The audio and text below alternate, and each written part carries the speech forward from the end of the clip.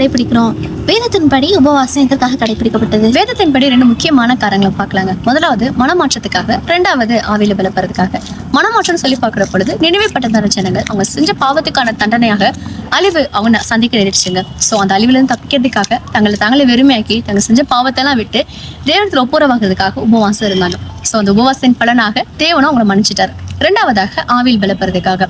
வேதத்துல மோசஸும் சரி ஜீசஸும் சரி 40 days ஃபாஸ்டிங் இருந்தாங்க. இவங்களும் மனமாற்றத்துக்கான்னு கேட்குறீங்களா? டெஃபினெட்லி இல்லைங்க. ஆவியில பலப்படுறதுக்காக தான். அதாவது தேவனோட முகமுகமா அவங்க டைம் ஸ்பெண்ட் பண்ணி தங்களை ஆவியில பலப்படுத்தி கொண்டாங்க. இதன் பின்பு மகத்தான காரியங்கள் செஞ்சாங்கன்னு சொல்லி நாங்கள் வேதத்துல பார்க்கலாம். 2 உபவாசமுமே தேவனோட ஒப்புரவாக தான் கிடைக்குது. ஒருவேளை நீங்க எந்த உபவாசம் இருந்தாலும் சரி, கொடுக்குற நேரத்தையும் தியாகத்தையும் உண்மையாக கொடுத்து பாருங்க. அந்த உபவாசத்துக்கான ரிசல்ட் பயங்கரமா இருக்கும். ஆண்டவங்க ரொம்ப ஆசீர்வதிப்பார். God bless you.